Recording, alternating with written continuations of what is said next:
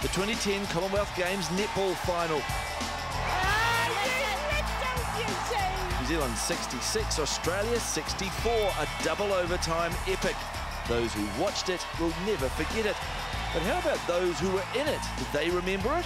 I do, and the last thing that I think about was just looking to Katrina Grant and saying, is it over? Have we won? Like, is that it?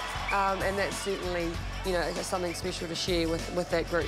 I remember a couple of things. Like, firstly, I remember we made some substitutions at the breaks and they worked well for us. Yeah, I remember at half-time, Ruth giving me the wing attack bib and telling me to get on and he did do a good job. So I played the second half and then came off for the overtime, but oh, it was just fingers in your mouth. I was yelling and screaming. I think I had a headache at the end of that game, but yeah, definitely excited to be a part of it. Once we went into double overtime, we'd made decisions about lineups and things. I remember realising that it was not in my hands anymore. And I turned into a bit of a cheerleader on the sideline because in the end I knew that it was in the hands of the players on the court and we had to have faith that we'd done the work and they were ready to do what they did. And for those who weren't part of it last time, but will be this time, it's a TV memory to cherish.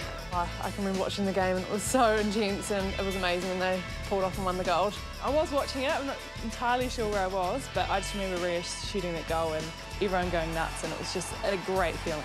And also a great learning experience. I think that game's a fantastic motivator to get you out in training in days like this. But I just think it shows what an amazing event the Commonwealth Games is and what an awesome spectacle it can be. So hopefully it's a similar game with a similar result. And if it is a similar game, complete with double overtime, the Silver Ferns are ready for it.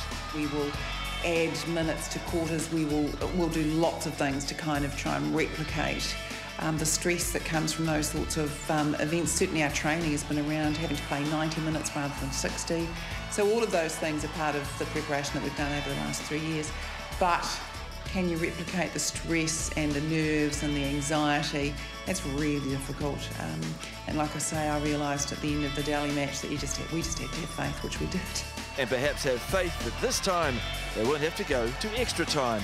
Hopefully not, but if it does, we've certainly done preparation for it. Preparation that will pay off come time to decide the gold in Glasgow.